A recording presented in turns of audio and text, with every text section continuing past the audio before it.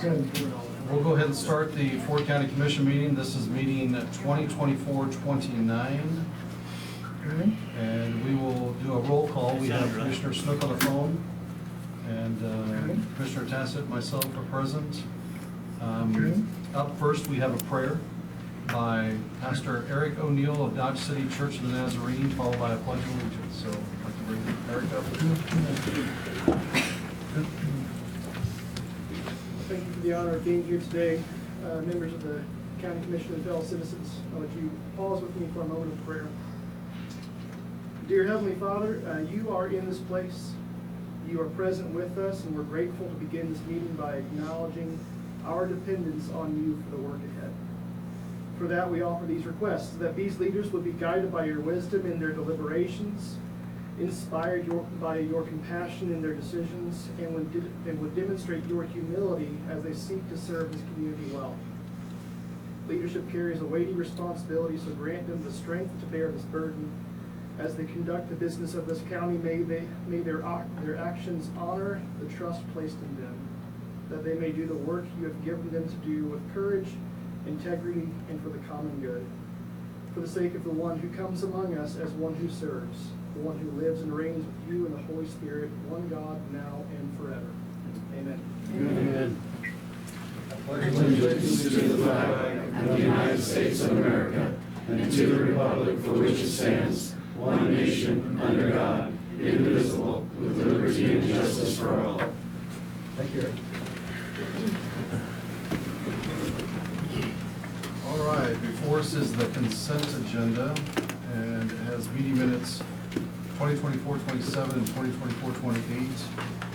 Some additions and abatements, and an agreement between Ford County and Community Care Health Plan of Kansas, and an agreement between Ford County and Availity LLC. Mr. Chairman, I make a motion that we approve the consent agenda as presented.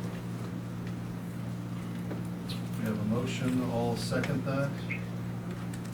And with the motion second, any further discussion on the topic?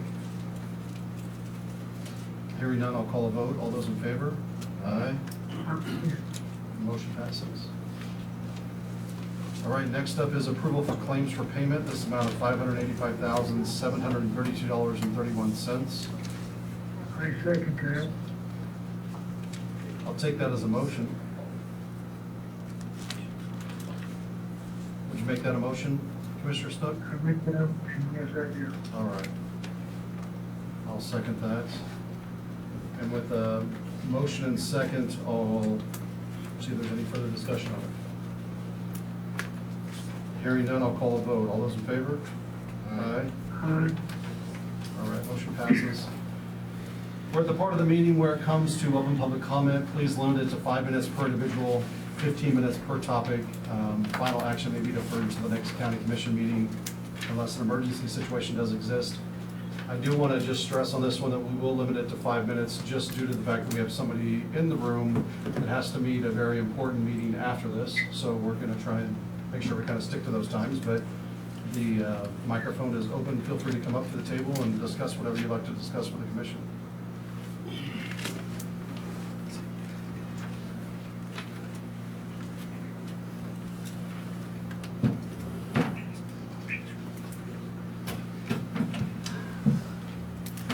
Good afternoon again, County Commissioners.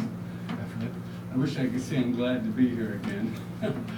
I'm here just to reiterate our concerns, those of us who live on Marshall Road, concerning the special event application that's coming up this afternoon. I wanted to remind everyone of what's happened, the history of this situation, along with, I was able to go to the Ford County Communications Center and get all the list of accidents that have occurred there already, and I'll be going into that, which is something new. Okay. There has been an animal strike, okay, involving a car. But a brief history of this is this project was started with no advance notice for either the county or anyone on that road. It was only discovered, and then immediately, once discovered, the county zoning board issued a stop order, and they stopped. And then I heard there were problems there, and they had to do it again. And then they pleaded the fact that, quote unquote, there was a situation they didn't know they had to do this, make application for a conditional use application. Well, again, this has been enforced since the last century, these regulations. So there was, pleading ignorance of that is no good in my thinking. So they went ahead and started making out a conditional use permit application. And then when they found out the cost of what it was going to be, public water, public safety, paving, and things like that, at the last minute they pulled it. They just didn't want to spend the money on that. So this isn't good either. Now, I've been to the site many times when it rains. It turns into a mud hole anytime there's 1 inch or more of rain. And I've got the pictures, and you saw it at the last meeting. It gets very slippery. I would point out too that everything is going uphill, it's going downhill into the facility, but getting out of there is all uphill. The concrete's real good traction. Mud is not. And that's one of the situations we have here. And then with the amount of people they're going to have there and so forth for special events, no tornado shelters. What is a person going to do if we have a wind that comes up like happened in Mead? It took off most of the roof of the Mead High School. I saw the pictures of it, and they literally had to postpone school, and they've got over $500,000 worth of damage minimum due to that straight line wind, which was about 85 miles an hour. I mean, what happens if there's a tornado or something like that? We have no advance notice, there's no sirens. Who's watching it? What are they going to do? Make a run for it, or just fall to the ground and pray to God? I don't know. Also, too, the road is very narrow for width. It's only 20 feet. If it was inside city limits, it'd be a one-way street like Lynn Street is to Lynn Street School. That's another point. It's just not set up for traffic. It's not even striped. Right now, I periodically have to, not often, but my neighbors and I were picking up trash and beer bottles and things like that on either side of our road, sometimes on my lawn, sometimes across, but we try and keep it clean. Just consider what's going to happen. If they have special events there, they're serving beer and liquor and so forth, and as they get closer to the city limits, what are they going to do with all that trash? Okay? Again, I don't think it takes a lot of imagination to figure that out. And the other thing I wanted to point out too, I know of at least 4 different instances. Brandy Ferguson had 2 she called in, but I went down to the Ford County Communications Center today, filed a request under the Ford County Open Records Access. And on 6/26/2024, Lori Clevenger, the chief complaint, traffic accident, collision, animal strike. Comments made, this is a traffic accident with an animal strike. No one is injured. No airbags were deployed during the collision. And of course, which was good, no one got hurt, but an animal did get struck. And then she stated in that states the cows belong to Jamie Henderson Longhorn Ranch, saying they have been out every day, they have no food, so they are coming out to eat. Well, needless to say, they responded approximately 45 minutes later and got the cattle back in and everything. But it's a very dangerous road to be on. That's the problem. Especially if it's the right time of day and the sun is just coming up, you literally have to have your visor down or have special glasses on not to get blinded. And I emphasize to you, you have a lot of people that are, quote unquote, at that time when that happens, they're taking their kids to school, decent school, things like that.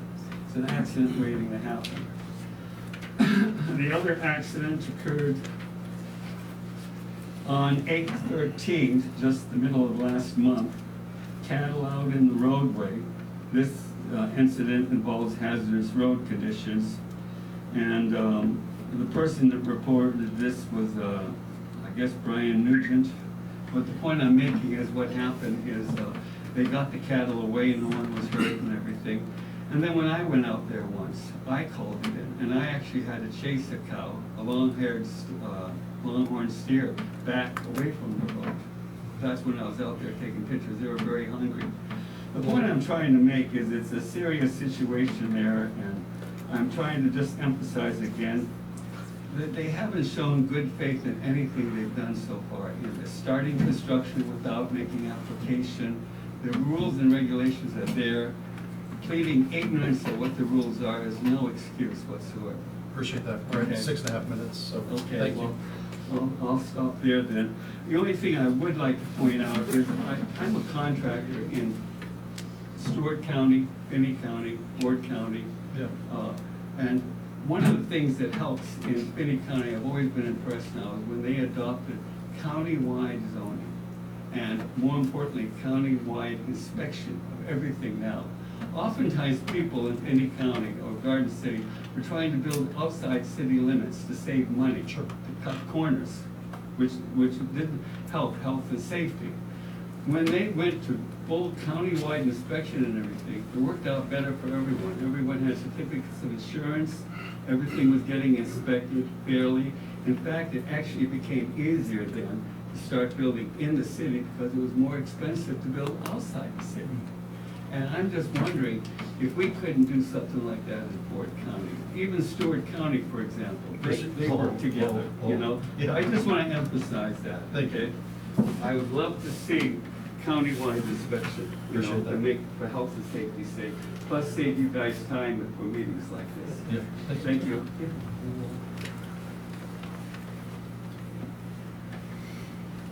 Anyone else? Can I show you a video? That's all I've got. Same topic? Go for it. Probably stand right over here, catch both of us. Commissioner Snook, we have Mr. Bacon here to talk about the exact same topic, to show a video. Okay, get it started. Push that button. Well, I'll get it going. Now push it. Now that's looking into the sun, cattle in the road, running down in front of me. This was 2 days ago. Yesterday, I got 2 phone calls for cattle in the road. I can still see cattle in the road. And the sun. Two. This is what we're talking about, and this happens every day. And this morning when I come to town, that longhorn bull was after his shoulders pushing through the fence, as they are starving to death. Okay. That's all I got. Thank you.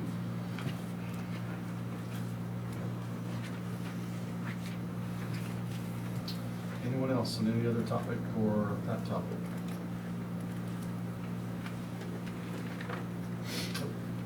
Welcome. Thank you. Hi, Joanne. Hi.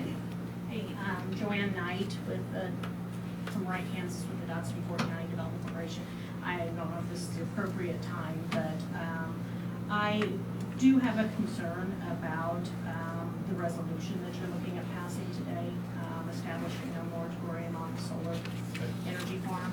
And primarily, my concern is we very much are sought as a community that has been very business friendly in advocacy and very have been very wise in the use of our conditional use permits and the processes that we're going through. And I know you've just recently gone through some of that stuff. And it is concern to me that getting the word out there that Ford County has put in a moratorium on businesses is gonna hurt us for not only just solar, but just having that message out there. And so, my understanding with conditional use permits is you can do conditional applications to those as the conditions with that particular parcel and ownership and development arises. And so that's my major concern, is just expressing to you that as the economic development, I do have a concern that this is gonna hurt our business response. So, anyways. Okay. So, Thank Thanks, you. Joanne. thank you.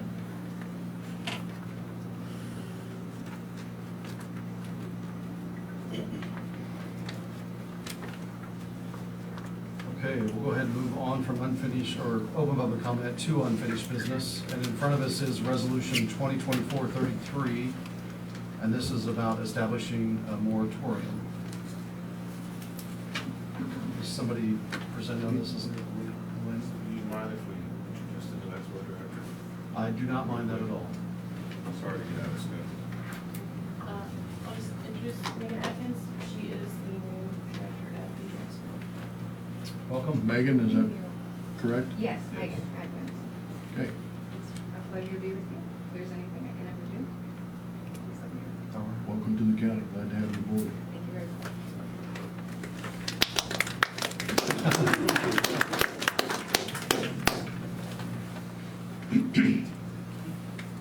All right, so Glenn is coming forward, Commissioner Snook, to talk about the resolution 2024-33. Yes, this resolution was tabled at the last meeting. A couple of meetings ago, Commissioner Tassett expressed a desire to have the zoning board take a look at reviewing a portion of the solar regulations. And of course, that process takes a little bit of time, and by the time it goes to the zoning board, they give notice of their public hearing. There's a protest period after, and then it comes to the commissioners.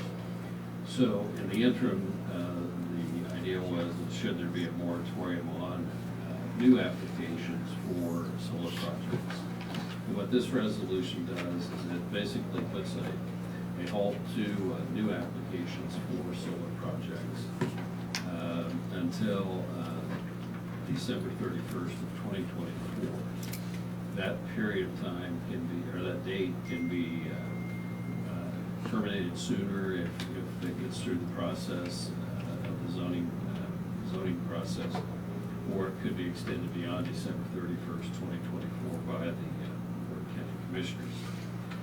One part of the resolution that was not included, well, it was included in the tabled resolution, was that there would be no effect on the conditional use permit that was granted to Boot Hill Solar LLC in Resolution 2024-09, and added some additional language to this resolution that's before you that says the moratorium established by this resolution does not affect or apply to the conditional use permit granted to Boot Hill Solar LLC in Resolution number 2024-09, including but not limited to any permits or approvals associated with that conditional use permit and the construction and installation of the Boot Hill Solar project.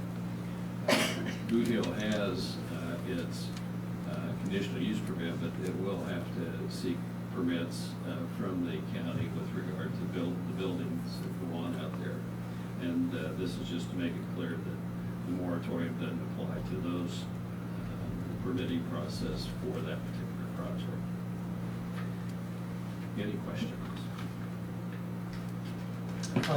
I think when I think about this moratorium, one, it's tough for me to mentally get behind it. But I do want to say that in the process of this, I know I've kind of been almost, I guess maybe the commissioner that's kind of in front of the commission on whether it's a solar or the wind, part of that team when it comes to having a commissioner on there. And I know that we always get a voice at the table. We get a chance to actually talk about their conditional use and how they kind of move forward. And I guess one thing I would say is that if we don't approve this, we still get to review each solar farm that would come in front of us individually. And we get a chance to actually voice at that time if we wanted it to have some sort of a livestock-friendly, ag-friendly footprint, or how that would look. I think when I think about this step, we've worked really hard on the progress that we've had in Ford County. I think that when we had COVID come on, we stayed open, 105 counties. We were the ones that really just kept working. I felt like that kind of gave us some momentum coming out of COVID, that we continue to be progressive and kind of be in front of a lot of people that were looking to improve in the county. And I think that we've almost become that, I think Joanne worded it pretty well, but that friendly environment to business, that we're open for business. And the moratorium in my mind almost puts like a pause, yield, stop sign in front of somebody that says, hey, we're not looking for this anymore. And I think what would be tough is Boot Hill Solar, who I know is in the room, has spent a lot of time coming back and forth and deliberating with us on what the rules and regs should be, and we've gone through that. Well, now they're through it, and then to look back on this, as you go out and borrow money or try and put a project together, I mean, it'd be tough to loan, I think, on a project if you're literally seeing that, hey, we're not approving these anymore. I mean, it's always gonna be a conversation in that process, and I don't know, I guess in my mind, this kind of,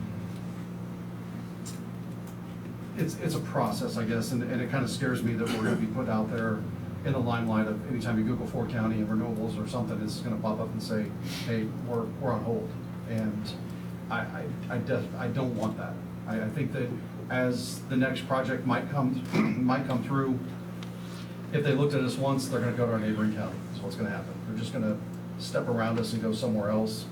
But I think on that same note, you know, we've talked about whether or not there'd be a structure that's put up in the future, and they would go up on the structure. I think that's very costly, but again, it's up to a requirement. If we decide that all these have to be up on some sort of a structure that cattle go underneath of them, that might be something for the future. Or you can do more of a environmentally friendly bee pollination, or you can actually get into the sheep herding, which I know Bryce has shared that specifically with us, or with me anyway, at different times, of what alternatives could be out there for under a solar array or solar project. But I guess in my mind, I just want to make sure that we continue to keep Ford County moving and not specifically saying we're done with solar. And that's kind of what this feels like. I mean, we have a good team, we have good administration, Missy's doing fantastic in zoning, and I mean, Glenn, with you behind it, I just don't see that we're not gonna get our feelings across for the next conditional use permit. I think we know what's kind of being asked, and Commissioner Tassi, you can correct me if maybe your feeling's different, but if we're gonna go into something like this through the conditional use permit, we can always add some sort of language that says it has to be some sort of agri influx or land use, or more of how that project's gonna be done. One thing too, whether you do the moratorium or not, the concern that's been raised here can be referred to the zoning board, and it can go through the process without the resolution. Sure. The resolution simply stops things until that happens. All the time, things go to the zoning board where there is no moratorium or a stop, so you can do that. The concern, I think initially when talking about this was, you know, do you want somebody coming in, a solar developer coming in and starting the application process while you're taking a look at making some modifications to the zoning regulations? I think that was the thought behind it.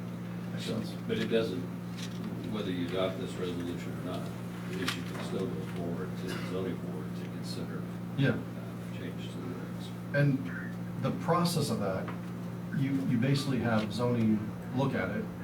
It has to be a public notice. There has to be a public hearing, and there has to be some sort of a notification, right? So how's that time frame kind of step out from there? Well, the zoning board meets the last Monday in each month. Fourth Monday. I'm sorry, fourth Monday. Fourth Monday? And so if it were to go to the zoning board this month, it would have to be published pretty quickly, you have the 20-day period. Okay. And then after the zoning board meets, has the public hearing, they make a recommendation to the Board of County Commissioners. There's a 14-day period after that, a protest period after that. Okay. So you're probably talking at best in coming back to the commission the first part of the first meeting in November, I think, yes. Okay.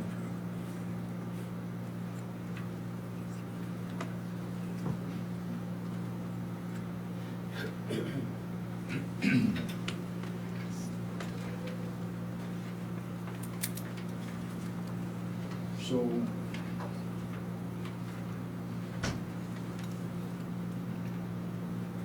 part of the deal is our zoning regulations that I don't feel are adequate here for solar, but I don't know what they ought to look like yet. Okay, so we have some fleshing out to do of this, and some agreeing to do more once things get fleshed out. The other thing I think, Commissioner Boyce, that you're expressing here, the insinuation, I guess, that I get is a finality to this resolution. And I think really with the date of the end of December, putting that on there, really, we have a finite end date to this resolution, this moratorium. It's not something that we're putting in place from here until we get something figured out. It does give us a finite end date, rather than just leaving it loose and then we can go along and never get anything done. I mean, it's intended to be a temporary moratorium. Yes. Not permanent. Exactly.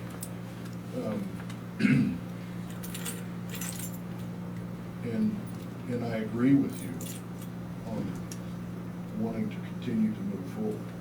And I agree with you about being business friendly in this county. It's something that I think we've been very good at. We've been progressive. Excuse me, and I understand, Joanne, your comment that you made about this sending possibly a negative message.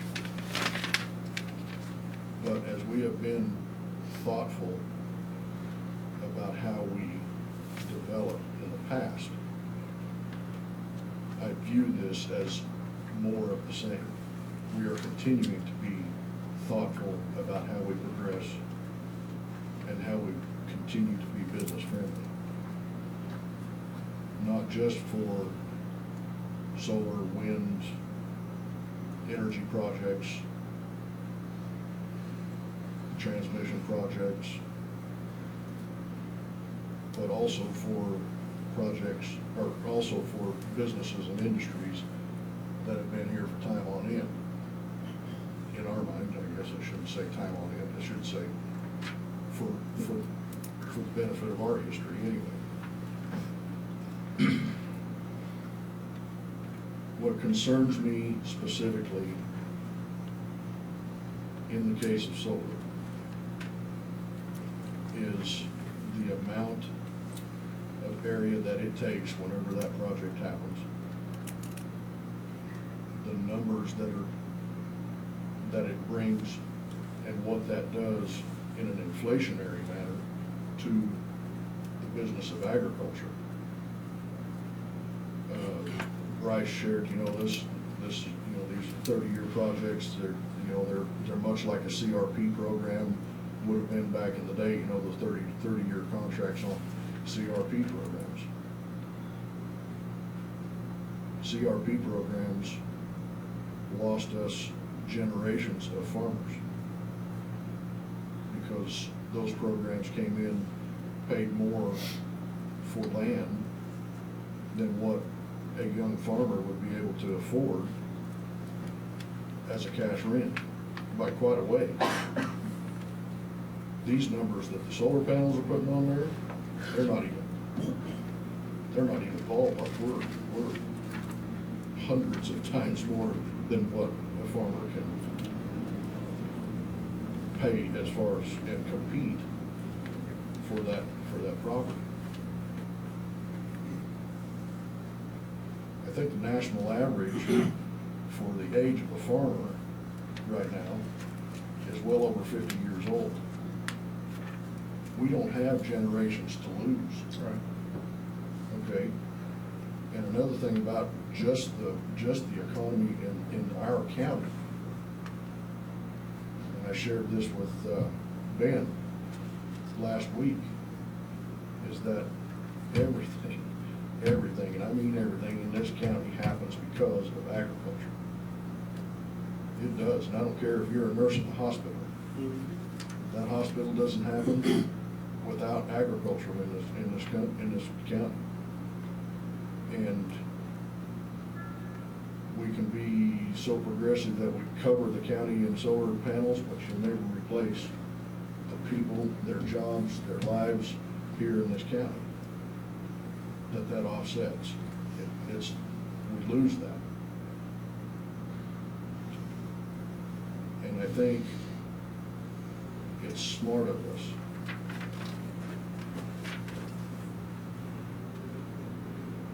to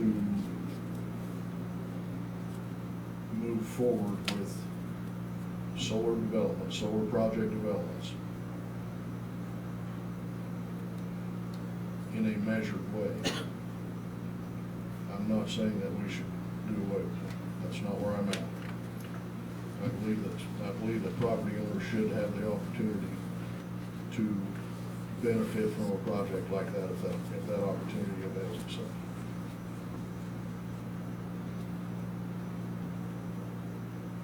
But I think we need to do more about preserving the agriculture that's gonna happen. And I think there's ways to do it. I think there's ways that are happening out there now. But you got September, October, November, December, 120-day moratorium to try and figure some of those things out. I don't think is a drawback. I think it's prudent.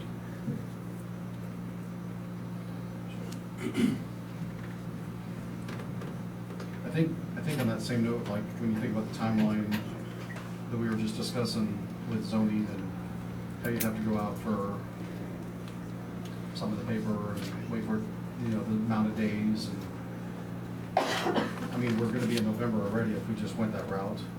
I mean, that gives us what, a month, 2 months? We go that way route Right, quickly. right, exactly, if we went quickly. I mean, in the meantime, couldn't we just work on this without doing the moratorium and without going through that and work on some sort of, change in the application that says, we strongly urge you to look at? You could do that to change something in the application if you want to change the zoning regulations. The zoning regulations say that the board will refer it to the zoning board. The Board of County Commissioners will refer it to the zoning board, and then they go through the hearing process and the recommendation process. So if it's an issue. Is that Glenn talking there? Yeah, that's Glenn. So my question would be, Commissioner, if somebody were to come in tomorrow and make this application, they want a project, and they get it here to us by November, that project would then be grandfathered in again No. pre what the new zoning regulations would be, is that? Well, I think in the conditional use permit or the application process itself, we could actually state in there what we're wanting. Whether this is gonna be like going the sheep route or bee pollination or something of use around the land.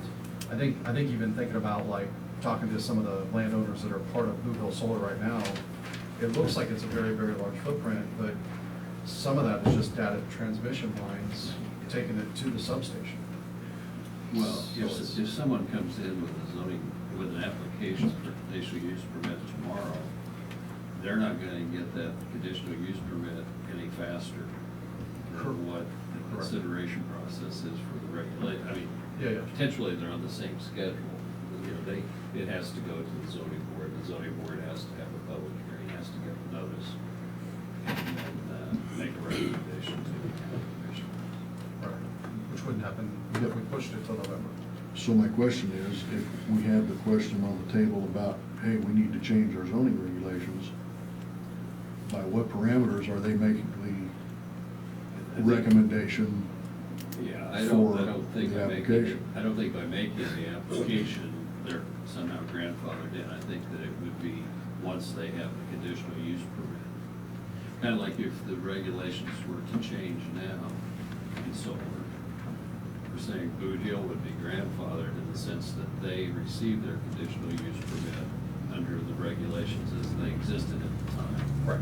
So you could postpone taking final action on the application if you wanted to.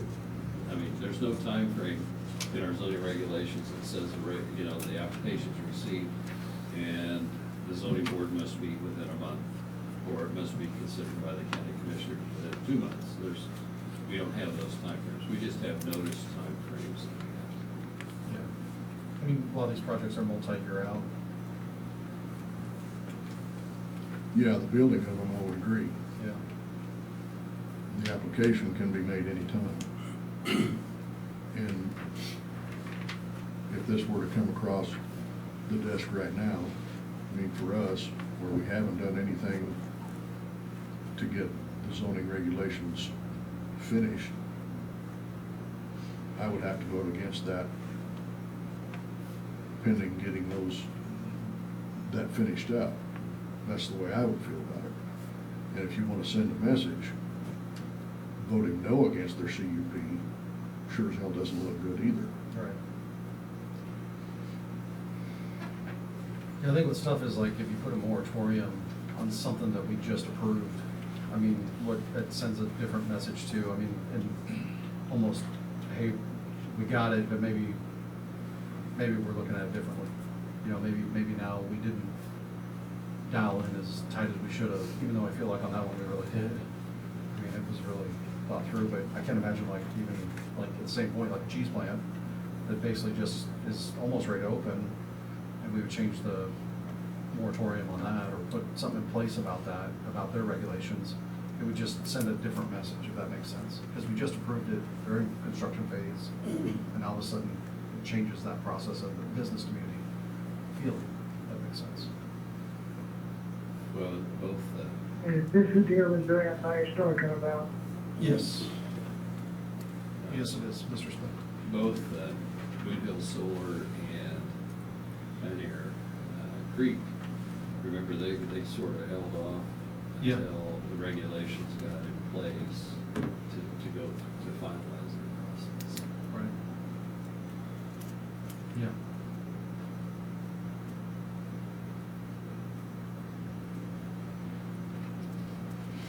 Okay. Well, I think I'm completely lost. Okay. We are on the unfinished business part of the meeting, talking about Resolution 2024-33, which is establishing a moratorium.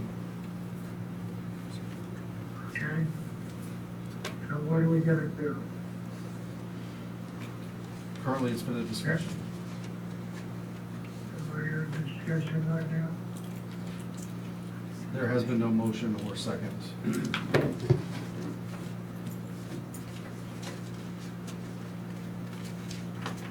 I have to tell you, I don't have a motion to make, or Okay. any something. But I don't know.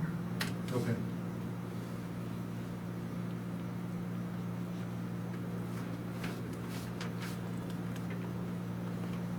Well, I was the one that brought it last meeting, and absent the second, I rescinded that motion to table it to this one. I see. Mr. Chairman, I would make a motion now to adopt the resolution again, and if it dies, And I a second. Okay, so we have a motion and a second to adopt Resolution 2024-33, which is establishing a moratorium on certain types of conditional use applications, specifically geared towards solar. Mr. Chair, with the addition to Section 6 that we made Correct. last day. Yeah. Okay, so we're clear. All right, so we have a motion and a second. I'll call a vote. All those in favor? Aye. I, And I will be a no. So motion passes. All right. We have no legal counsel, so we'll move on to the county administrator's report. Mr. Chairman, the first item is the Fort County Commissioner report. We have John Box here, Kirkland Michael.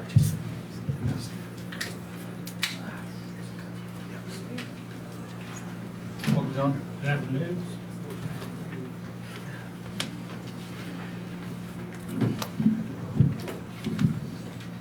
here to give an update report for county engineers' activities for the last month, since the first week of August. Has been customary for the past almost 2 years now. I'll give a quick update on some of the highway construction first that's going on in the county. On Highway 50, the 4-lane expansion west of Dodge City to Cimarron. Contractors are continuing to pave asphalt pavement at the east end of the project in Ford County. They're performing dirt work and working on concrete boxes. That'll be pretty much the MO for probably the remainder of the fall as we move forward, and then they'll progress on west into Gray County for the western half of the project. The anticipated completion date, or I should say contract completion date, is next summer, 2025. So we've got approximately 10 to 12 months to go based on contract. The Helmar Cheese Plant Road improvements on 112 and Outlaw. All work has been completed on that project except for placing the final grass seed by KDOT specification for cool season grasses. The season for planting grass starts November 15th. My understanding is that that project has been put in suspension until November 15th when grass seed can be installed per KDOT specifications. But the road is open to traffic. It's functioning well from what I hear. Further than the KDOT passing lane projects going on in Ford County, they're to the east of Spearville. I drove through there on my way into town today, and it looks like for the most part, phase 1 is complete. The asphalt paving down, and construction is progressing on phase 2. It's be on the north side of the road. So it looks like those are making good progress, and anticipate those to get finished up sometime this fall.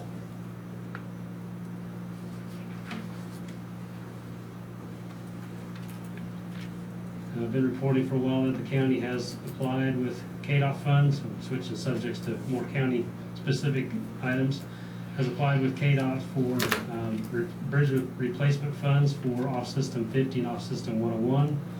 Speaking with KDOT officials last week, they expect the announcement of project selections to occur any day now. Keep our fingers crossed. At the last meeting, I talked about that KDOT had shared with me that they had completed 2 traffic studies on Highway 400 going east of 113 Road, or if you're going south, it'd be the highway bypass, southeast bypass. So the first study was a speed study on Highway 400 between 113 Road and 115 Spur. Based on what was found in that speed study, that traffic was pretty much tracking right about what they call the 85th percentile speed. The traffic engineer did not feel like there was any needed changes to the current posted speeds out there in that area. The second study was based on the Cargill exit on onto Highway 400, and what they were looking at was the consideration for if traffic met the criteria for installing traffic signals out there to assist with traffic control. John, is that the 131 spur on Highway 400? Is that right? For the Cargill exit? Yeah. Is that what that is? I don't know if it's actually out the county road. No, that's farther down. Yeah, it's not quite that far. So it's to be west of the railroad tracks. Yeah. Yeah. They said that they didn't feel like there was a need for traffic signals at this time, and that the traffic signals could actually congest traffic worse. The one recommendation they did have, as funding may come available, would be to install street lighting out there along that corridor, based on the number of nighttime accidents that had occurred, and then recommended to revisit the need for signals sometime in the future. This is where? This is at the complete exit from Cargill onto Highway 400, is what it dubbed it as. Okay. That's KDOT's recommendation of the whole. That was correct. To install street lighting as funding becomes available, so no specific time frame. And then nothing as far as traffic signals, and they're really what I read, there's no other consideration to specific highway improvements. They just looked at traffic signals and recommended to put that on hiatus, but revisit it sometime in the future. It's great work.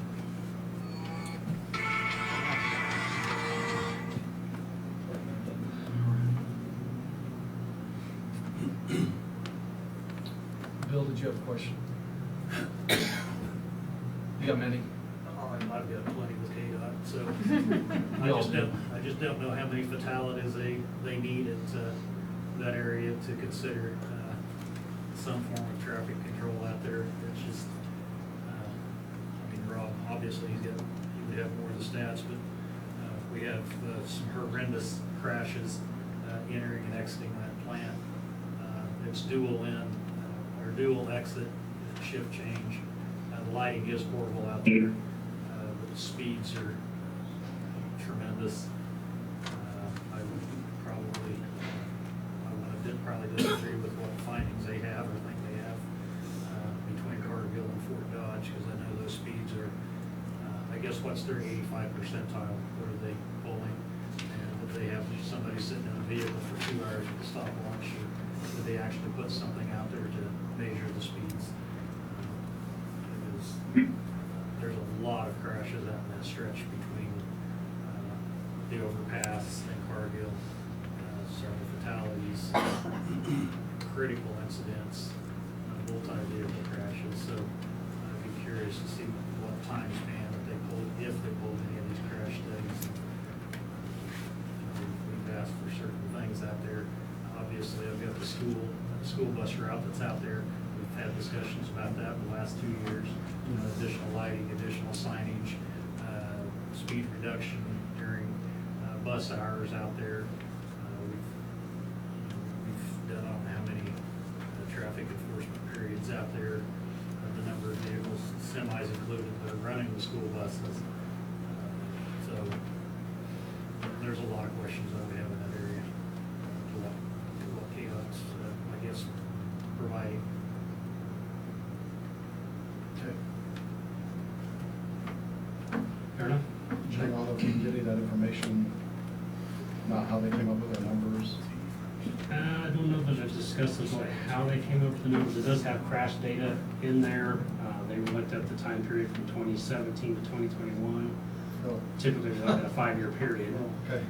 It is a little dated, but it takes, I mean, a lot of times open cases, Yeah. it takes a while to finalize the case data. So it Well, is- since that data, both plants have done over $100 million expansions. I mean, things have changed out there for sure. I mean, that's, Understand? yeah.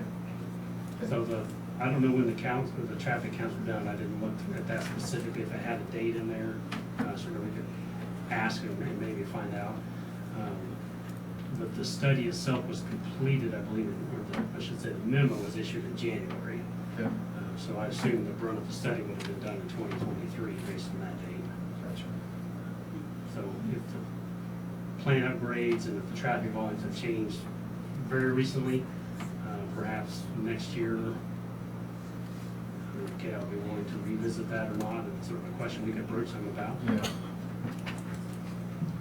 See what they say about that. Okay. And, Sheriff, I'd be happy to kind of talk about some of the details in the memo too, after the meeting. I would ask you though, I went on record with them just the other day, that same area between the plant and Fort Dodge.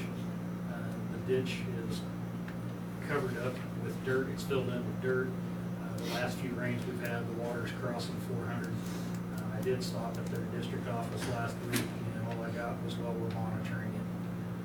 So, I'm sure Commissioner Taz's driven through there, you can see the mud that's on the shoulders now, the white, the fog lines, and the rest assured KDOT's monitoring it, so. Okay. Okay, thank you for the feedback.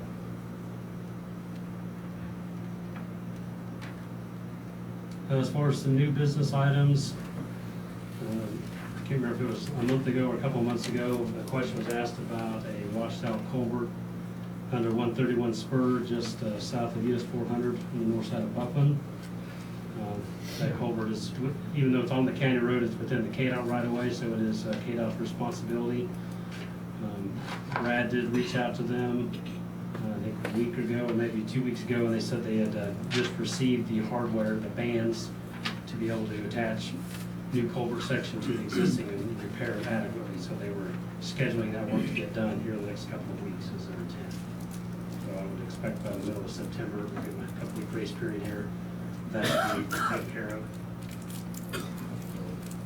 Well, I mean, by mid-September, maybe. Okay. Trying to be They optimistic. told us they had it a week ago, and that they would try and schedule it in the next couple of weeks. So by the end of this week, we should be seeing something. We'll see what happens, and we'll see if it gets done. Let's do that.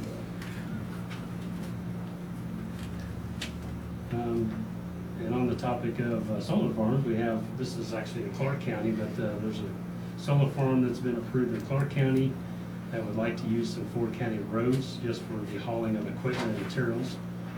So they would approach Ford County about entering into an agreement for conditional use of those roads. I'll be working with Brad and Glenn to review that agreement and negotiate that with that solar farm. Again, to reiterate, the solar farm is not in Ford County. Right, that's correct. They're just gonna use the roads to get materials to Clark County. Right. There's a substation just 1 mile in. And Right, just they're- south of Bloom. Yeah, Correct. They're plugging into that one. Correct. And it's a large one. It is pretty good size. I don't remember the acreage, but it's pretty good size. The final thing I was gonna report on, KDOT currently is taking applications for cost share funding. And we are planning to submit an application on behalf of the county to ask for assistance to help fund the reconstruction of 113 Road from Comanche north to Highway 50. 113 being the old landfill road from Comanche north to Highway 50. As we've discussed in the past with the commissioners, we have included with that, so the design plans are pretty well done, ready to go to bid. This includes extending the 4-lane all the way north to Highway 50. And we don't have to decide this right now, but if the commissioner's intentions, we had talked about alternate plans, asphalt and concrete. Yep. And that's how the plans are set up. So that is pretty much all ready to go. And the funding is available. And funding applications are due the 19th of September. Typically, KDOT would announce selections like late October, maybe early November. So we'd find out this fall if that project gets selected for partial funding through KDOT cost share. And other than that, we'll be back October 7th for my next commission meeting visit. Okay. Be happy to entertain any questions or further discussion.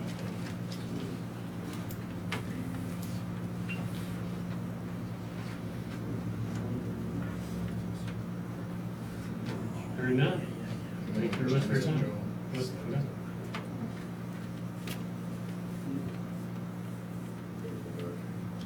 Check a message here.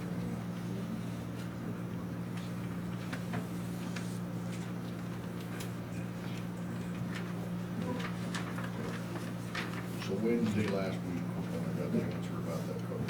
Okay. So maybe this week or the week after, so. Or next Wednesday. Okay. We'll keep it on the calendar, see what we get. Thank you. Thank you, John.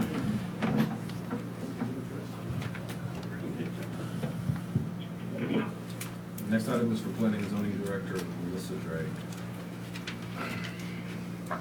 Welcome, Melissa. Good afternoon. You should have before you resolution number, I think, 2024-30. This is for a special event for a Jaime Hernandez. It is to hold one charilla on October 5th, 2024. The time would be from 12 p.m. to 12 a.m. They've scheduled cleanups for the following day. They addressed in their special event some of the concerns that were brought up in the meeting on August 5th. I think we discussed this several times.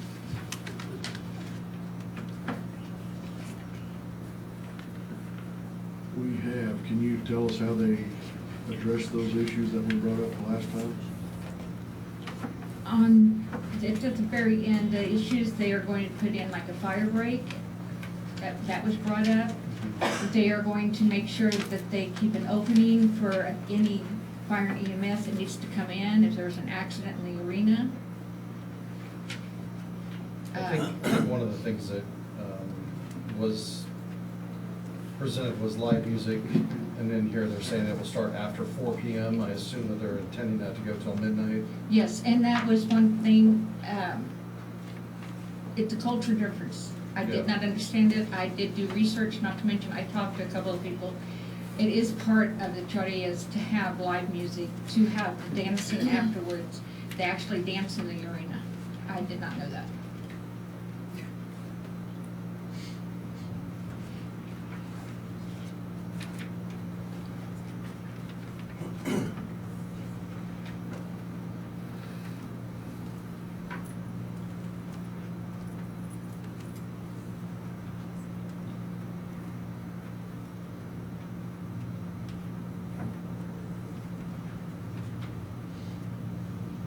What about the animals leaving the property? I can only tell you about one event. Jaime called me the next day. Somebody actually got onto his property and opened his gates and let the animals out. The other three, I cannot tell you. It's true. It's padlocked. They're out all the time. Like to crawl the fence? I can only tell you about the one incident. Well, Commissioner, you asked me about the others, I cannot answer. So I went out and parked in the parking lot there a little while, or in the driveway a little while ago, and I counted 25 head, I think, of cattle that I could see from the driveway, and 2 horses. And the parcel is 20 acres? Is that correct? So recommended grazing in our area is 1 head per 10 acres. We're stocked a little heavy. And they crawl the fences because they're not being fed. They're not getting fed enough. It's amazing how green everything looks out there. The rain has been great. Praise God for the rain. Yes. But the stocking rate out there is, it's not good for animal, it's not good for property, it's not good for the health of that grass. And it sure ain't good for any kind of relations with neighbors when they're crawling the fence all the time. We got the same problem across from us down there at the river. Thankfully, finally, that has alleviated some, but it got so bad that, I'm sorry to say, my brother had a sheriff car on speed dial and would roll over in his bed in the morning and just call him and say, hey, the cattle are out again, down on Ridge Road. We didn't even have to go look. We just knew they were out. So, That is an honest concern. well, the thing of it is, it's not actually a consideration for this thing here.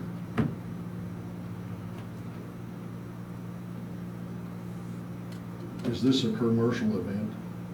This would be. It would have to be, yeah. This would have to be. This would be. That's the only reason why they'd have to come before us. Okay, that's in, It's not a private, this is something they would charge for. okay.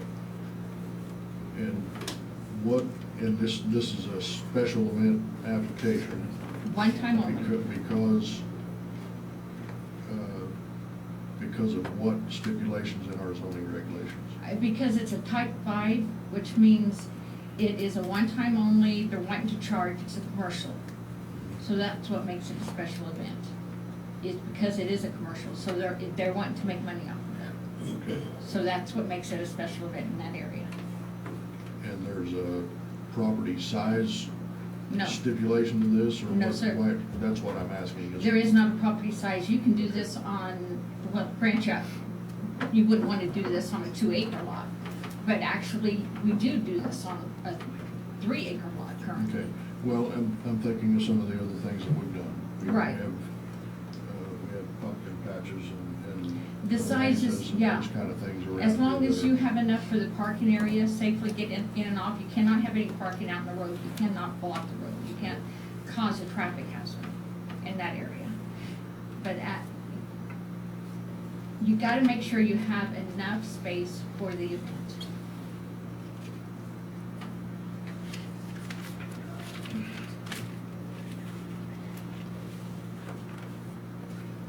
Some of the other arguments brought against, Lowell, you've been pretty vocal about this. The road, for instance. I don't know, you've talked about it a couple times here at the commission, like, as if that road is unique to our county, in its size and direction. And it's not. It's the same as many of our other hardtop roads. Don't have lines. It's not specifically or particularly narrower than other county roads, and I think we have probably somewhere in the neighborhood of 25 or 30 of them that lay east and west and look into the sun when the sun is coming up and looking into the sun when the sun is going down. It's not unique that way. And you've harped on that really in the last couple of meetings that this road is special that way. It's not. I mentioned it's just special in the fact of the amount of increased traffic. That's the point I was trying to make. That's all. And we have seasonal things on other roads that are that way. Harvest certainly has seasonal implications as far as road use all around the county. 126 road over there past our property is one of them, particularly right now. High moisture corn, we may see, I don't know, 300, 400 trucks a day go down that road. Semi trucks. Not a special thing. How many of those drivers are drinking? Okay, that's the other thing is, you brought up the drinking and driving thing as if, and it was even stated in a letter that they're promoting drinking and driving. Promoting means advertising. Promoting means encouraging. I don't think that's going on, you know. I don't think they got signage up there saying, hey, they're encouraging you to come and drink all our beer and then please drive home.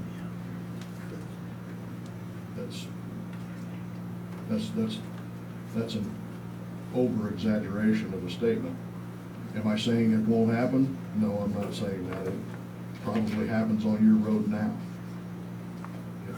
I'll promise you it happens on your road now. And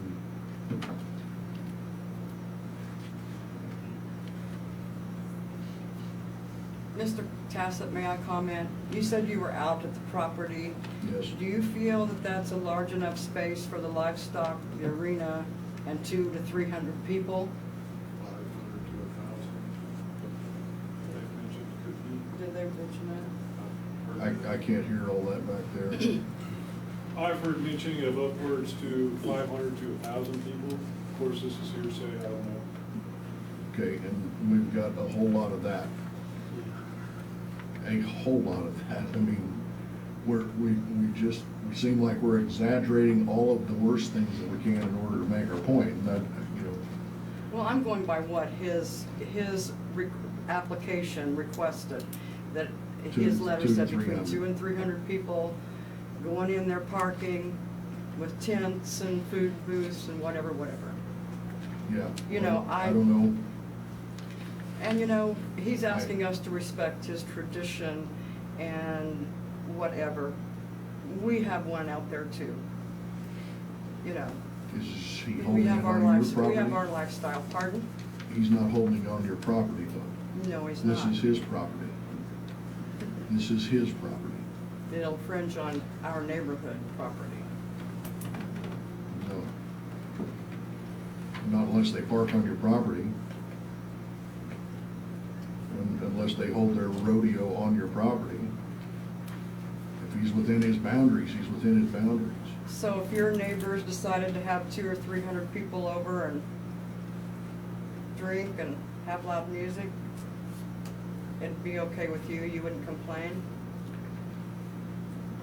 Well, And what about the reputation of the ones in Will Rhodes Garden? That's the very same thing. It's a traditional Mexican rodeo. yes, and those people were very vocal to begin with, that they didn't want it either. I'm sorry Well, about they it, still but that's don't. not their property either. Pardon? No, they still don't want it there. And your answer about the party is a couple times a year, once in the spring and once in the fall. Hassett Family Farms has a get-together with friends and family, and we probably play our music too loud. And we've had upwards of 100 to 150 people in our shed out there. I understand. On 10 acres, so I guess they can I handle understand that. Now, is he going to be charging for this, Melissa? Charging to get in? Yes. Okay. And in his request, he also mentioned the events. He used plural, talking about not just the event on October 5th, or whenever it is. He mentioned there several times about the events. So every time he wants to have one of these, are we going to go through this again? Or Yes. once he has one, then he has open book then? No. It can happen whenever he wants. This is one time he would have to come back for another one. And where is he? That I don't know. So is there a second entrance exit now? No. Is there just one entrance? There is just one entrance right now. And has he shown you where that second entrance exit would go? He has not.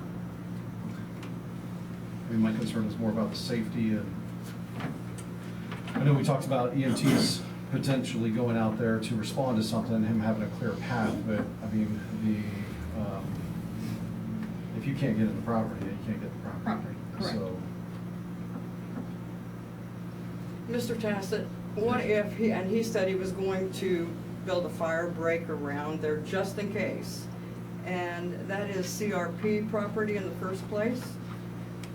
Can he get in there and plow CRP property around his property that's not his?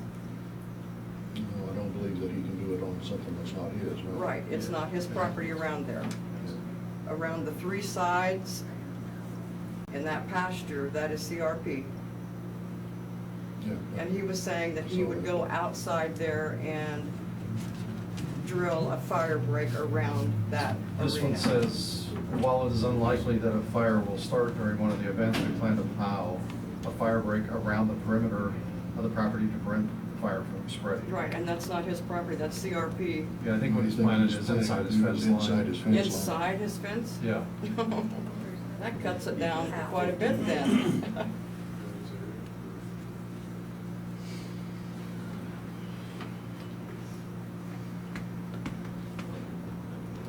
You should say something.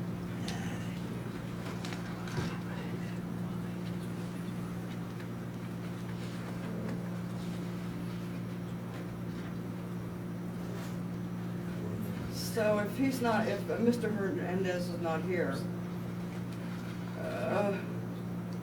to answer our questions, what are we gonna do? You just okay it? Did you have questions specifically for him I or might. for us? For you. I would point out the fact we postponed this the last meeting because he said he couldn't be here, but he'd be here for the next meeting. I don't think he wants to have those questions answered. Again, I emphasize the fact, it's very easy to get into this location, but in the event of emergency, it's very hard to get out of there. It really is. Has he made any comments about fireworks on or after the performance? No, Chief Boyd did make a comment that he wants to make sure no fireworks Okay. are set off. And of course, when we all, most of us know they're illegal right now.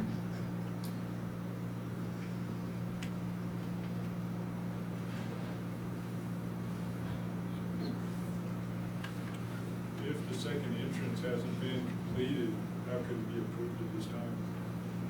It's a great question.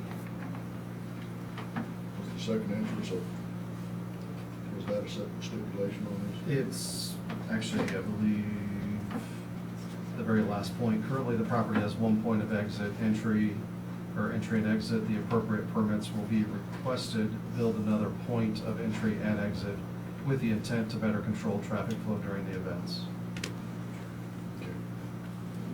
I mean, for me, that's really what a lot of this came down to, was safety. I do know where the second entrance would be, or I can assume from when he originally tried to do a conditional use, he did have a plan for a second entrance. And I would assume that's where we would put it, but I can also see if this isn't approved, why would he go to the expense of getting a second entrance? Exactly. I mean, that's part of that too.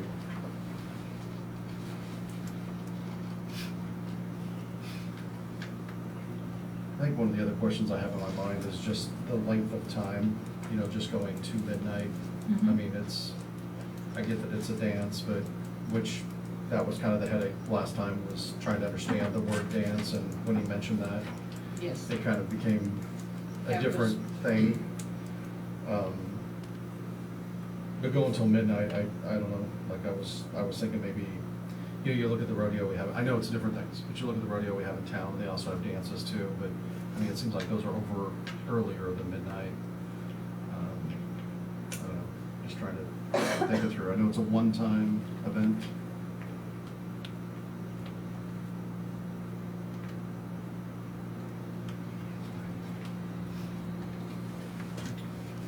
So regarding the other entrance or egress and the expense of that, and waiting to see this here, it could be approved pending the installation of that. Safety, I mean, I think it would just have to be, obviously zoning's already said, move it up. The zoning board, they've already looked at this and said, No, this does not go before the zoning board. Special Okay. events only go before the board of county commissioners. I didn't realize that. So then it'd be our decision.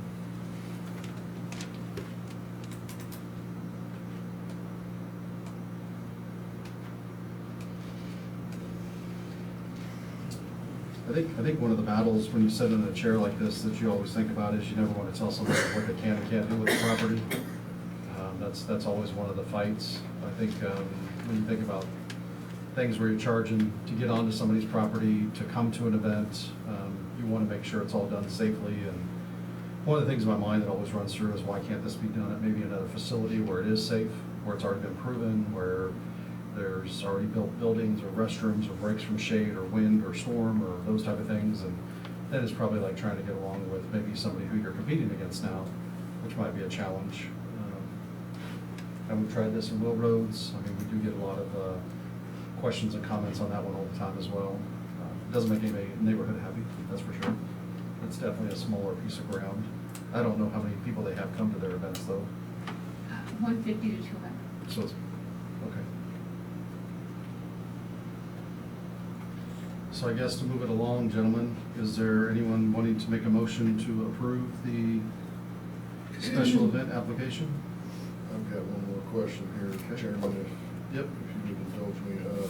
So that on the second entry deal, what permits do we need there?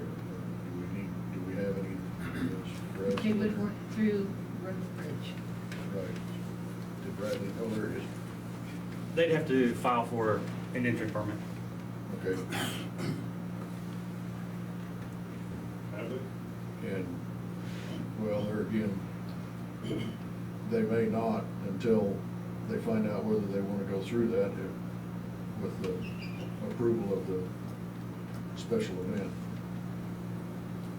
Is there a fee or anything involved? Be a with that? $20 fee up front, and then I had to go out and look, and see what it would all take.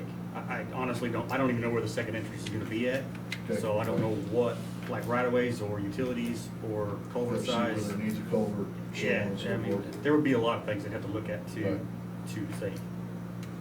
In less than a month to get it done? You know where we stand right now. I do.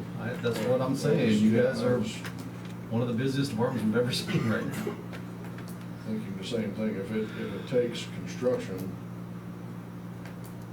we're a little shy on time. As long as there's nothing in the right-of-way, nothing extreme that we would have to do to put a culvert in,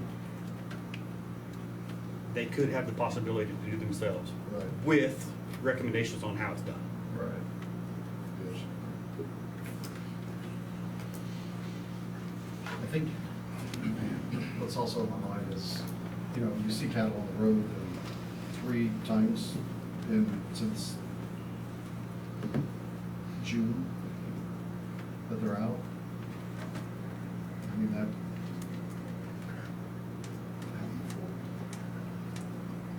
I think that is a separate issue that needs to be addressed.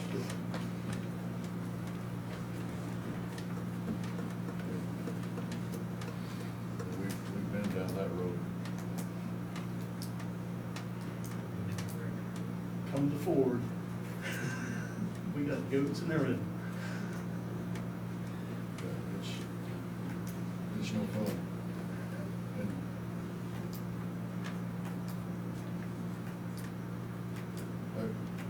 I've been on the side of that where it actually caused serious harm.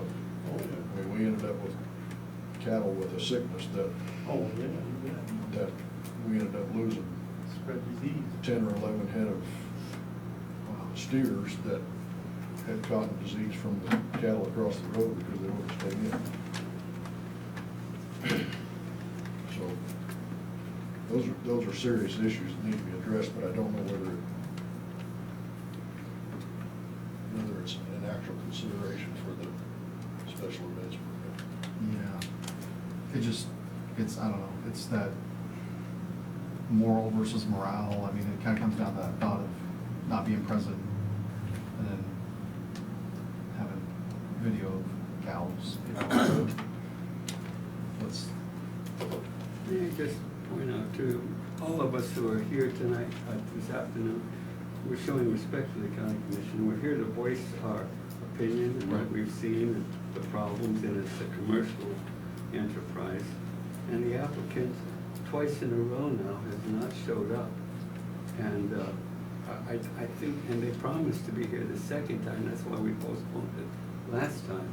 I don't think they want to be confronted with these issues in person. And the fact that that's the case right there, it puts it in kind of a serious area of limbo, in my opinion. yeah. I mean, health and safety is the situation we're looking at.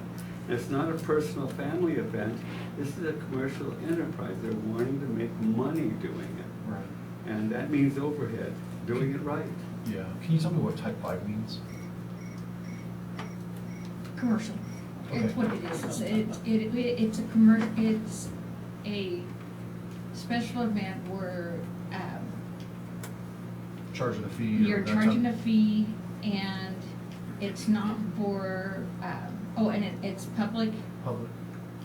is invited, and I'm trying to remember everything, but Commissioner, That's I okay. can't That's remember okay. it all. I know there's gotta be a ton of things going through your mind. There's like 5, like I said, there's type 5s, but up to type 5, that's what goes before the commissioners. Okay.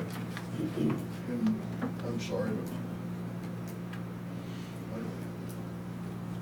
last I knew, there's nothing wrong with making money. I agree. I agree. He should be able to use his property. First rule of business is make more money than you spend. Okay.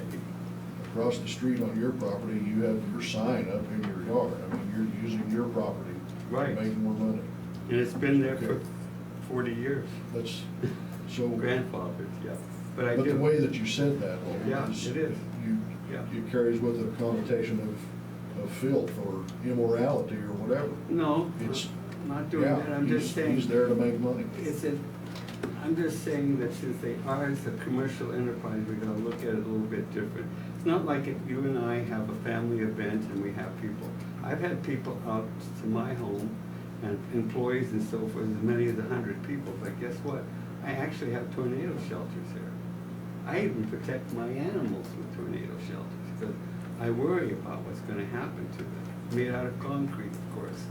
But the point I'm making is, I see a situation where if just the right things happen and it's all uphill out of there, all of them trying to get out of there, I'm just pointing that out. And I've seen it when it's wet in a pond, it's terrible. But if this board is supposed to take all of that into consideration, Lowell, we might as well pass a resolution that we lock everybody in our houses and have food delivered to us, because we're not safe once we leave. I mean. Or do it for free. Don't charge. That goes back to what I've been saying here about what you brought to us about the road. It's all exaggerated to a point. Well, it's not, I just stated what it is. It's true, we got a lot of roads like that, but traffic is that late at night and people that have been having a good time and they're wanting to go home. I'm just stating the worst that can happen. That's all. Yeah. And what makes that situation really bad there is that's the only place on that road where you have that valley that comes down and down into that draw. That's the situation too. That's what makes it difficult. And I've talked to so many people that have had accidents on that road. But again, like I said, I'm all for businesses making money. I just think they should do it by the regulations in place for health and safety, just like we do in construction. When we build something, we build it to make sure it meets all of the requirements of the International Building Code of 2018, so that everyone's safe. And that's what I'd like to see in the county. I'd like to see things built in the county that meet those requirements and not go outside city limits to try and save money, that's all. Sorry for being so long-winded.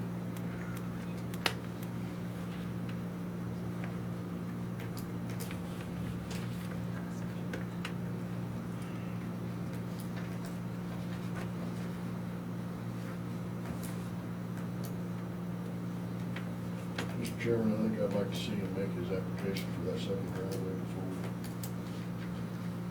we approve this first one. All right. Is anybody wanting to make a motion?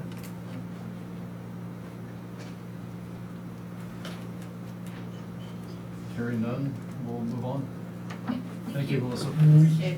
Thank you for being in between all this. Tough position right there, I tell you. Next item is for Road and Bridge Superintendent Brad Ross.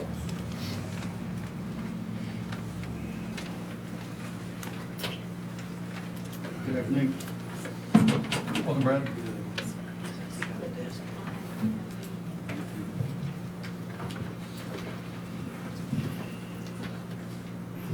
We have a bid for some equipment. The first one on the list.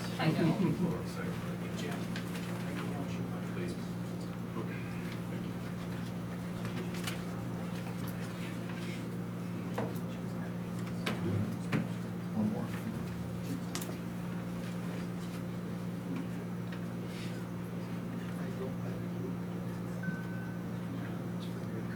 You can go ahead. Okay. Yep, we're good. The first one on the list is for a mini excavator for the road and bridge department, for the bridge department. I don't know if you want to go through and list all the base amounts and all this stuff, then you just go through and say who sent in bids. The first one was Van Keppel sent us a bid for a base price of $65,562 Brad? with optional warranty package. Just so you don't have to go through all that. Okay. I know you've already got one highlighted that you're Correct. recommending. Correct. Because, I mean, we have it in front of us too. One of the things I was gonna ask you, one, that's the only one in stock. Correct. Yep. And then when you looked at the total price, which extended warranty were you leaning for? I haven't bid it for like their least to their most. Yep, So yep. it's all variable between how many years and how many hours you want it. Okay. With this recommendation, we don't get a whole lot of hours like we do our road graders. Okay. I mean, we're not really seeing 10,000 plus hours on these machines. Okay. So like a 4 to 5 year warranty, between 4 and 5,000 hours is plenty. Okay. Um, So when you're looking at like a 3-year at 400 and then the 5-year at 750, are you just saying go for the 5-year and or are all those things different parts of the equipment, like one's transmission, one's drivetrain, something different? Most of these are going to be entire machinery. It's not just like the drivetrain or hydraulic pump or the track. It's a full machine warranty. Okay. So I guess one of my questions was on that extended warranty part. Are you leaning towards the 2-year, 3-year, 5-year? Because that just changes the price. Mostly the 5-year. Okay, that's what I wanted to hear. I would say 5-year. Yeah. I mean, you're gonna use the time way before the years way before you use the hours. Correct. Yeah. But, yeah. And it's in cost peanuts. $350 more than a 3-year, you know, it's. Okay, so in your spec here, obviously the Foley CAT meets all your requirements you're looking for? Correct. And budget-wise, you're okay on? Okay. Did any of these blow you away? Any of these? All of them right where you thought they Yeah, might they're be? pretty close. They're all Okay. 10%. Okay. Mr. Chairman, I make a motion that we approve the purchase of the Foley CAT 304 mini excavator with the 5-year warranty. I will second that. And with the motion second, any further discussion? Hearing none, I'll call a vote. All those in favor? Aye. Aye. Not sure. Commissioner Snook, you still with us? Yes, Okay. I vote yes. Yes, okay. Thank you. Moving on to the sign truck. Probably can't hear me unless I talk. Unfortunately, we did not receive any bids back for that. With that being said, I would like to review my specification for the bid Okay. and then resubmit that. Have you called any of the vendors to see why they didn't send anything in? Is it? They couldn't get pricing back in time for Okay. equipment for the build. Okay. So they didn't reply with a bid because they didn't know how much the equipment was going to cost. Yep. So it comes back to now a parts and service, not really a parts, but equipment cost. Okay. So I'd make a motion to approve going back out for a bid for the second time. And you can review the specs on the 4x4 truck.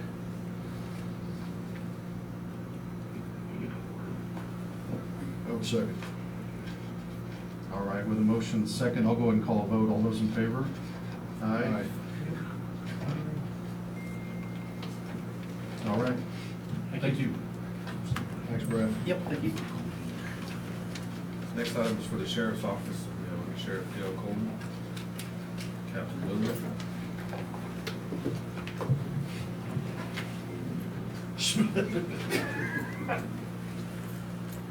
You're saying yours is gonna go smooth, or what?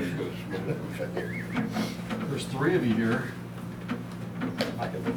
You can leave the room. Big excavators are one. Yeah, yeah. It's a mini. Yeah.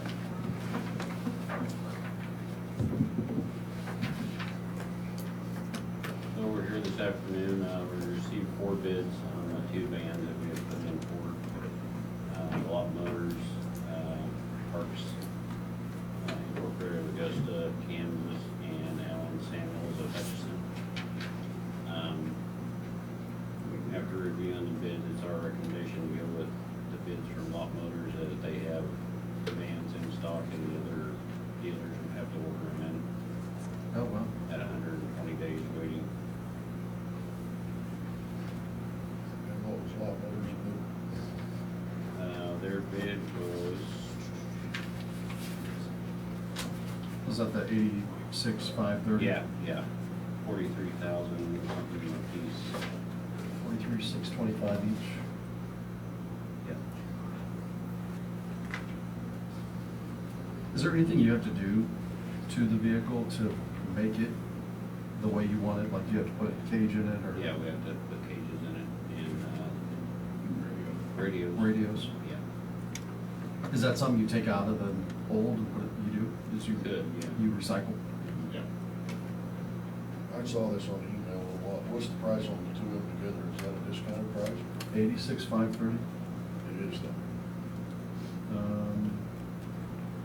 Yeah, just a little bit. Because the base price, I think, was 45 something on each one, so they quoted us 43, so it's like 43,625. I think it's like 2,000 back on each one.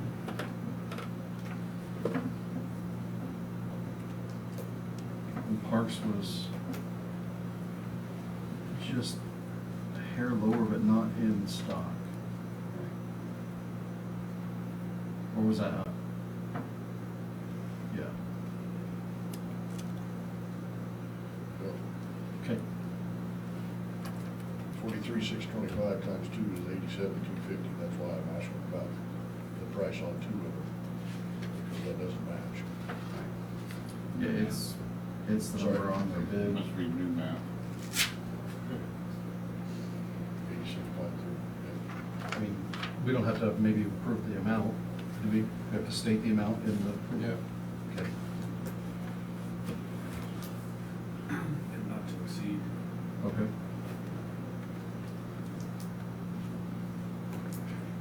So, Mr. Chairman, I'd make a motion to approve Lot Motors' bid for the two vans at $86,530. I second. So we have a motion and a second. I'll call a vote. All those in favor? Aye. I think that's not. Okay. Thank you, gentlemen. Dale. Dale. Smooth. Smooth. Speaking of smooth, who's next? IT Director Matthew Brackey has the next two items.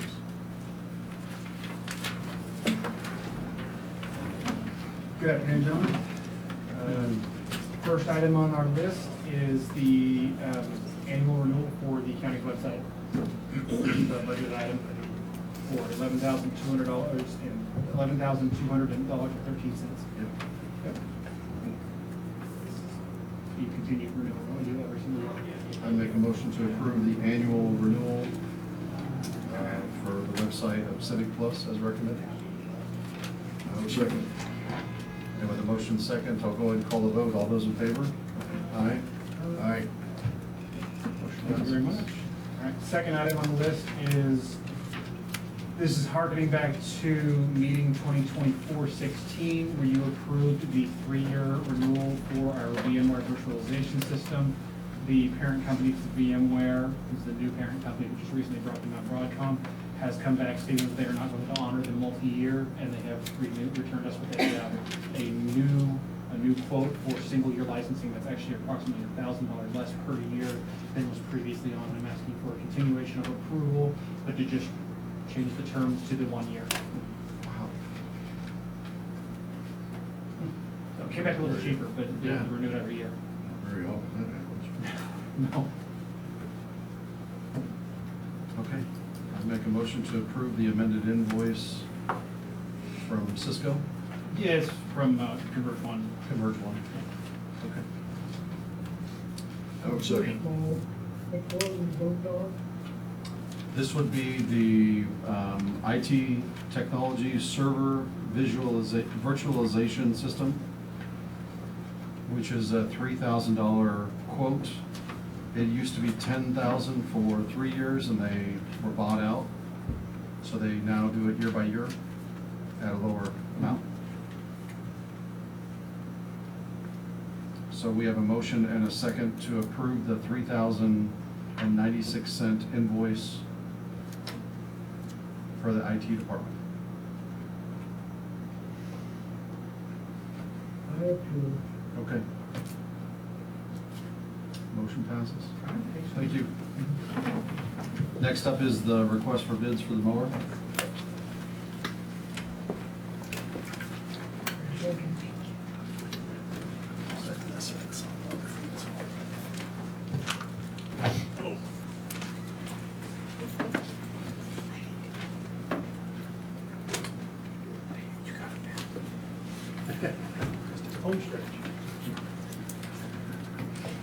afternoon.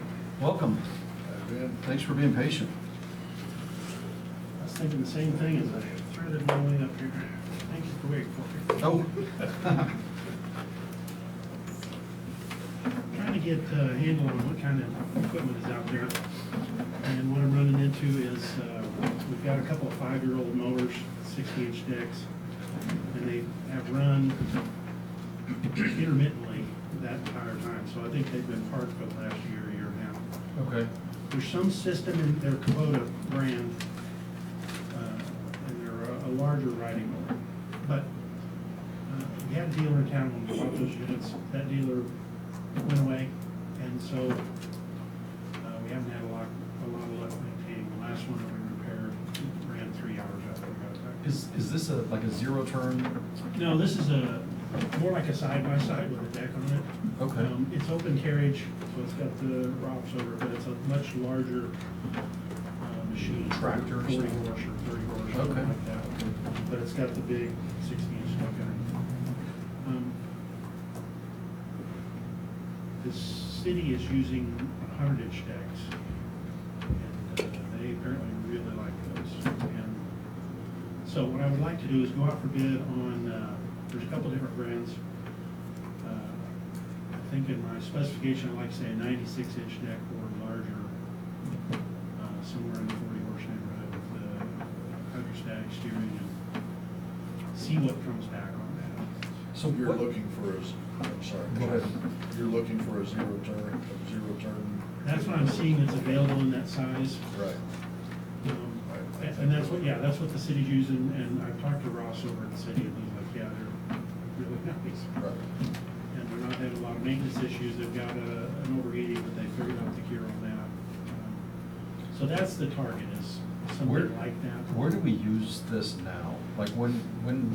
Right now, we're running a 60-inch, a 54-inch, I think. So Okay. it's a little bit smaller. We've got one zero turn.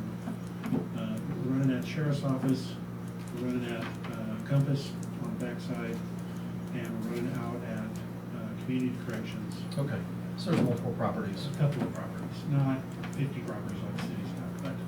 And if you get a 100-inch deck, are you intending to trailer this around? Right, we're trailing the 50. little one that we've got now anyway. We've got a trailer that should accommodate Oh, okay. one or maybe 2 machines at a time. Okay. But like my crews said, where would we use this for now? Yeah. The sheriff is a big deal, but the rest of those are a couple of acres, so it wouldn't be used at the courthouse, for example. That's way too small. Right.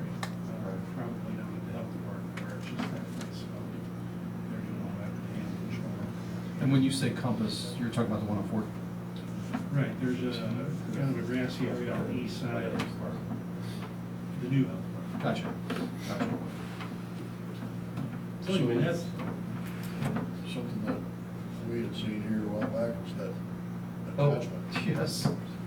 And I don't know if that's something that, if they make an attachment that's kind of a flip on, flip off deal that puts something that's out on the end of the deck that is a trimmer, A weed eater. like a weed eater. You actually I've push, seen that. you push your foot down on the pedal and it kicks down the bat wing. Yeah, it flops over and you have a trimmer on there that you can do your Around weed trimming poles. around poles or around buildings or whatever, right there on the deck of your mower.